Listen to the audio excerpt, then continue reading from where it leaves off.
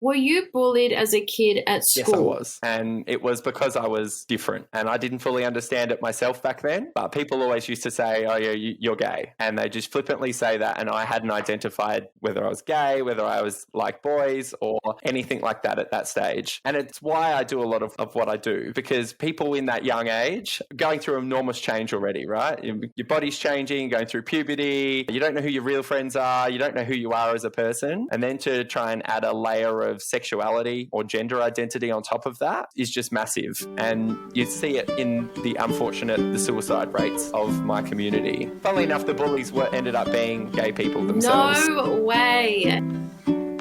This is episode 139. Hello and welcome to my podcast show, Your Coach, Helen Uskovic. This is the Smart Chat series. This is an episode where I chat to an expert or a thought leader from around the world on a certain topic.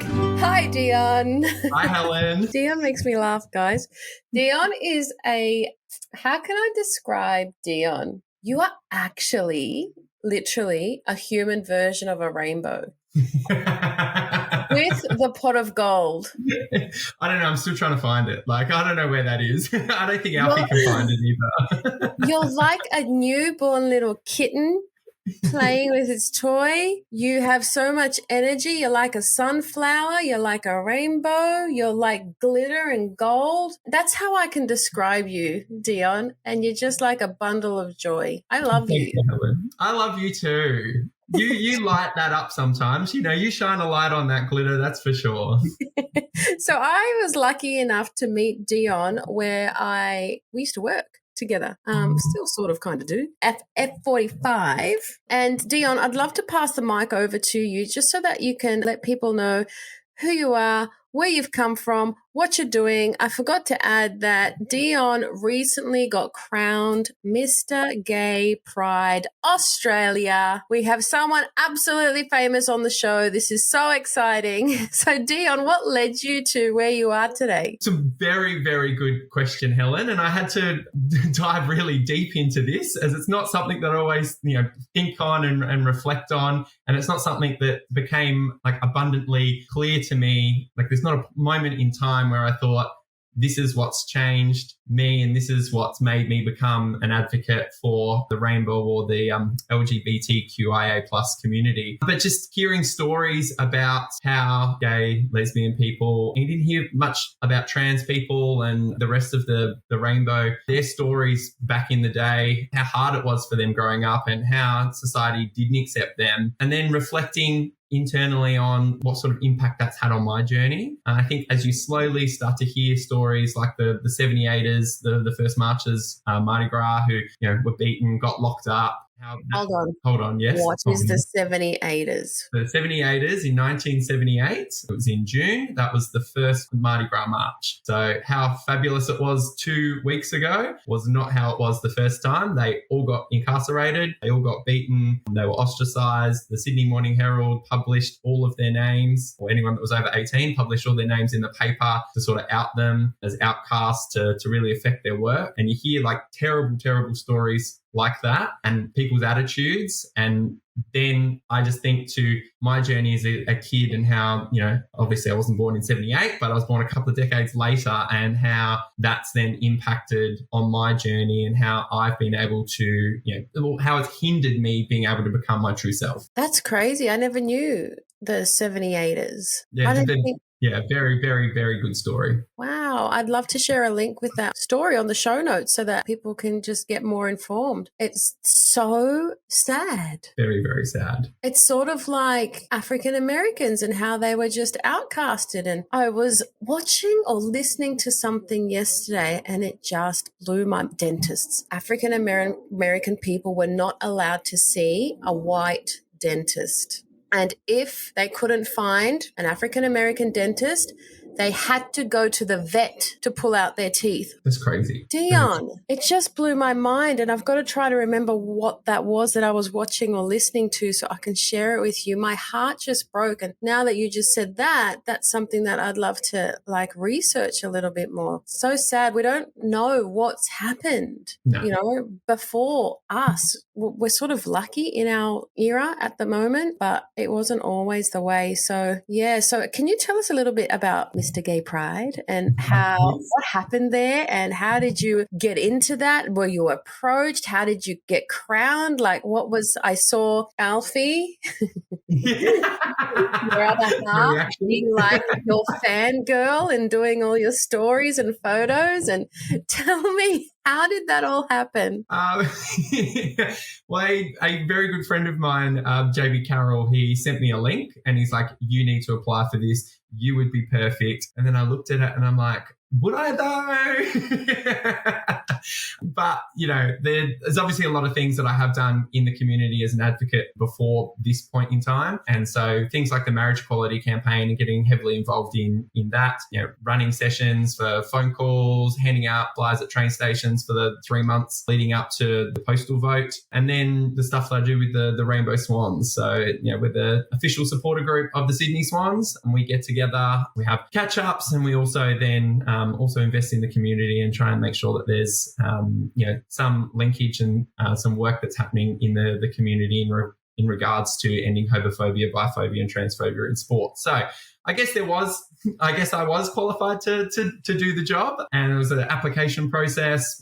We've gone through, and it's very much about us having an issue that we want to champion and we want to bring change to. So the thing that I chose was to end homophobia, biphobia, and transphobia in sport. And I'm really looking at the moment, particularly with the AFL, to try and have a men's pride round in the AFL. It's a bit of a topic with them, a hot topic at the moment, something that they've sort of shied away from, but something that they definitely can happen given that there's the women's competition had a pride round last year. I just want to repeat what Dion just said because it was so important. So Dion, let's just continue. So Dion, you back in my day, as I was saying, there was LGBT, right?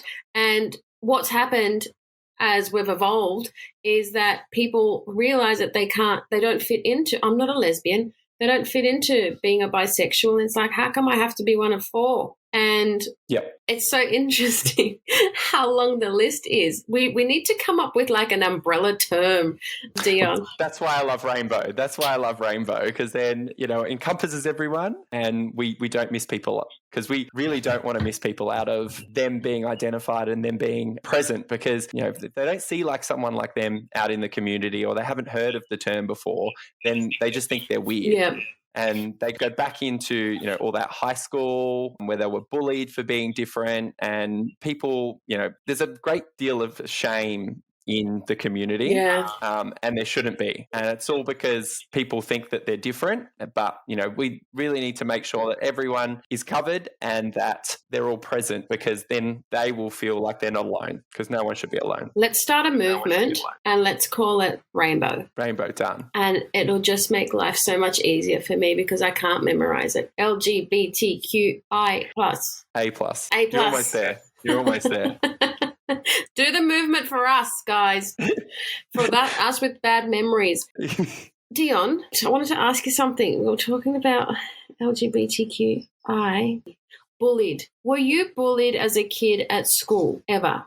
Yes, I was. And it was because I was different. And I didn't fully understand it myself back then. But people always used to say, oh, yeah, you're gay. And they just flippantly say that. And I hadn't identified whether I was gay, whether I was like boys or anything like that at that stage. And it's why I do a lot of what I do. Because people in that young age are going through enormous change already, right? Your body's changing, going through puberty. You don't know who your real friends are. You don't know who you are as a person. And then to try and add a layer of sexuality or gender identity on top of that is just massive. And you see it in the unfortunate, the suicide rates of my community. How old were you when you were being bullied? I was in high school. So it was early high school. So very much happened, so year 7, 8, 9, even year 10. Wow. Funnily enough, the bullies ended up being gay people themselves. No way. There's like a lot of internalized homophobia that comes through. And it's quite common, actually. People that are not dealing with it themselves. And you see this with all parts of life, right? Yes. So people that are not successful will always make nasty remarks about people that are successful. People that are true to themselves, they get lots of comments made by them to people that haven't found their true self yet. So it is human nature, but yeah, it is one of those unfortunate things too. And it's one of those things that when you're confused about who you are and then you're being bullied because someone else sees something in you, but then you haven't totally figured that out for yourself at a very vulnerable age, it doesn't help you grow into the person you want to grow into. Do you think bullying is still big now? I think it's worse than ever. Really? I think because kids can hide. I used to think about our schoolyard and you'd go home at 3:00. At least then the bullying would stop at 3:00. Oh, I see what you're saying. But now you've got all those devices, you've got social media, like the bullying just goes from they get to school, they probably don't do it in person as much as what they used to anymore. But then they go home and then they have to be subject to online bullying for another 8 hours, 9 hours, 10 hours because it'll keep them up at night. I thought this was much more accepted now.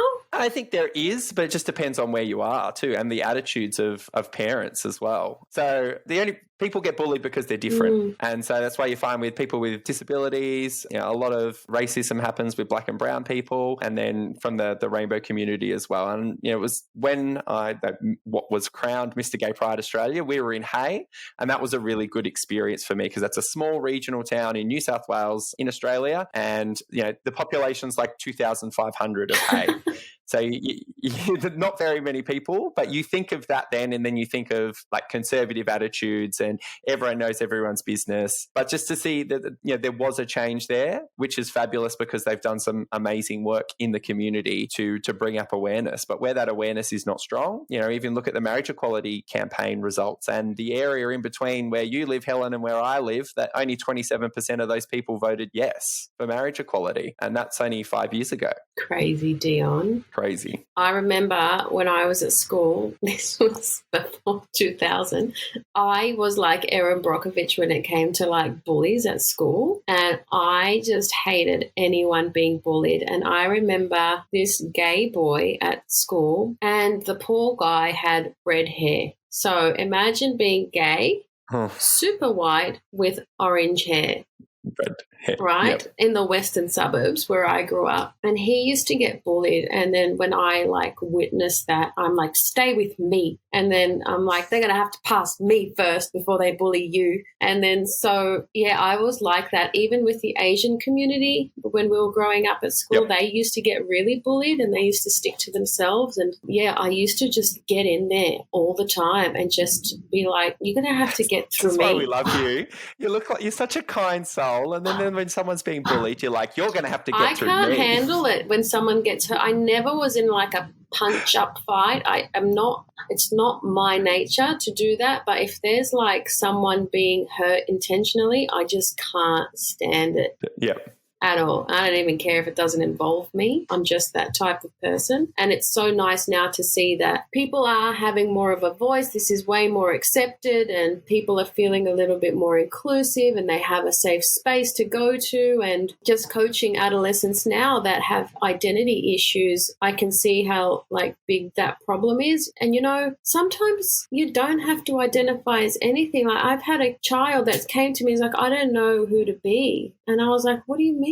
And then he told me about the communities at his school and that this girl likes, there's all these terms now, grey sexual, and there's so many terms now, right? And he's like, I don't know which one I am. And then after we broke it down, I'm like, you can just be who you are. You don't need to label yourself anything. Correct. Which is why I think the term rainbow might be just better. Yeah. Because sometimes kids, they're so young and they're so confused with who they want to be that it's overwhelming. And then I have other children that know exactly who they are. I am this, and that. And I'm like, beautiful. I just want you to be happy. Correct. Right? Don't focus so much on these labels, whether it's an illness, whether it's a sexuality, whether it's a pronoun, whatever it is. Just be happy and confident. That's all Correct. I really want for adolescents. And it's full on at school now that I think about it. It's way confusing. Yeah, we never had that. I think sometimes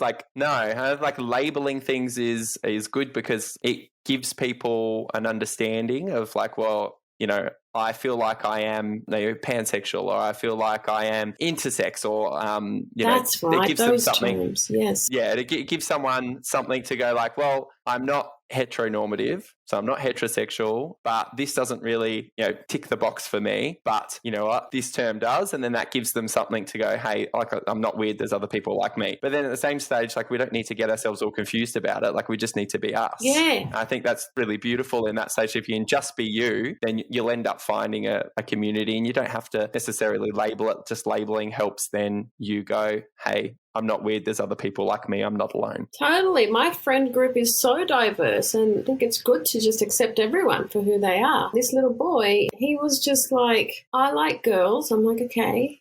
It's like, I don't like boys. I'm like, okay. He's like, but now my girlfriend wants to dump me because she's now a lesbian. And I was like, oh, okay. And then so it just sort of like left him confused. Yep. And there's just all of this stuff going on. And then he was telling me, he's like, she has a list. I said, how long is the list? And he's like, there's at least 10 to 15 people that she has to still date. And I'm like, what do you mean? And then he's like, what is happening here? Now it's my turn. He's like, but then with all the different things, she's like experimenting with a whole bunch of things. And she's got a wait list of people to date. And these kids were 14. Where was our wait list for people to date? Like, we were good kids, weren't we? Dion, a wait list. And it's like, you're done. Next, I'm going to go and try this lesbian thing. But I think what that is, and this is what I was telling him, is it's experimentation. Yes. And she's trying to figure out who she is and what she likes and what she doesn't like. And it's nothing to do with you. No. If you like girls, then you just like girls, boy, because I like boys and I'm a girl and I'm happy with that too. Correct. And then he's like, okay. And that was it. That's all he needed, just a space to speak. So a rainbow kid, I just love this term so much. Can you share a little bit about your growing up, Dion, a little bit more of that, what you found hard and what then was also really great about it, if anything? Yeah, I think definitely like what was hard for me, and I think that I was probably, I don't want to use the word privilege, but my upbringing was probably a little bit easier than some other people's that you hear. I mean, I was... Yeah, why was yours easier, would you say? Yeah, I think that I had some very accepting parents, even though it was, at a time when I was coming out, it was still, you've got to look at, over my lifespan, homosexuality's been illegal in certain states. So it's only just stopped being illegal in some states during my lifetime. So that obviously affects people's opinions, and it affects then, people really care about other people's opinions of them. How old were you when you told your mum? I was 18, so it was actually quite late. Oh, you were like 18, an adult. Yeah. Yes. And So, had you have known before that? yes. So I think I had one of my first thoughts, or I was like, oh, that boy's pretty cute at like probably 12, 13. Okay. But I didn't really understand it at the time. And I like still have that memory of seeing that boy and being like, oh, he's pretty cute. And then like, oh, what was that? And then pushing it to the side and not really going anywhere with it. Yeah, when I was 15, it's probably when I understood that I did like boys and, was attracted to males. But then I spent the next sort of 3 years not wanting to, labeling it, not wanting to sort of discover it anymore. And I think like as a kid growing up, you go, oh, I've got to go get married. I've got to have a wife, a house, kids and all that sort of stuff. And that's like seen as this dream that everyone should aspire to. I know, I've clearly failed. Me too. But you've got those societal norms and sort of pressures that are coming through, and they really guide then, your sense of identity, because it's like, well, no, I can't go down this path. Like for me at 15, it was like, but everyone sees me getting married to someone. So I can't go down this path of being a gay man because everyone sees me and I see myself getting married at some stage and raising a family. Mm. And so those two things when I was going through childhood weren't synonymous with each other. It wasn't like, yes, you can be gay married and you can have kids in this beautiful rainbow family. It was you're either married to a woman or you're not married at all. And then, have you failed at life? Yes. I mean, I now thank the Lord that there is rainbow parents too. Correct. And with kids that are thriving, a child just needs love. 100%. And all the studies show it. So any conservative that wants to go on and bash and say that, you know, 2 men raising a child or 2 women raising a child is not good for them, and, you know, the evidence is quite clear that when there's love in the home, then the child will flourish. My best friend, she's Kiwi. It's not like a rainbow household, but they just don't do well with male partners. So anyway, they have babies and the women raise them. Yep. And these kids are absolutely fine with 2, 3, 4 women in the households, aunties and stuff, raising them, and they have no issues. Happy baby, thriving baby, nothing wrong with it, that there's not a man in the house. So why do you have to have a man and a woman? Like, I think what it's coming to is like feminine energy and masculine energy, right? Correct. And we have that within ourselves. So why can't we just tap into that and then give the confidence to single parents as well that we can do it, because we do have masculine energy, we do have feminine energy. So just tap into what it is that your child needs at any certain point. Correct. And like that's where we're going with sort of the gender scale too, right? So I think gender on a continuum where being very masculine and feminine for a very long time, but you'll fit anywhere along that scale at any point in time. So as people that say that they don't identify with either, I understand that more and more these days, because I know that there's some very masculine traits of mine and then there's some very feminine traits of mine. And it's fine to have both. It doesn't make me any more of a man or any more of a, you know, a woman. Yeah. You know, so I choose to identify as a male, and that's because I see that I align better on a, you know, masculinity scale to a male side. But, you know, there are very nurturing traits that I probably picked up from my mother, which I would describe as very feminine. So cool. I tried to convert Dion, guys, because I wanted to marry him and I just thought he was my perfect partner, but he won't. Alfie took him off me. But what's interesting, Dion, is when I was doing theatre shows, there was this guy, and I remember I'm just like naturally flirtatious or something, I don't know. And I remember we're in a theatre show and I noticed him starting to get really uncomfortable around me. And I was like, what's going on with this guy?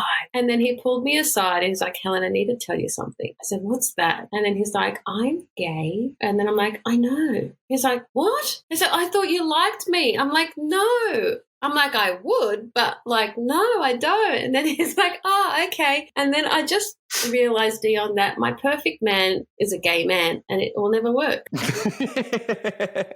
You just need to find someone on that, you know, gender spectrum that's a little bit more, must be a little bit more feminine. That's just what you're looking for. You're looking for that. I'm a bit masculine. Yeah, see? That's what you're looking for. We'll find him for you, Helen. You're a beautiful soul. We will find him for you. Oh, that's so funny. Dion, it's time for your first curveball. Are you ready to play? Oh, I don't know.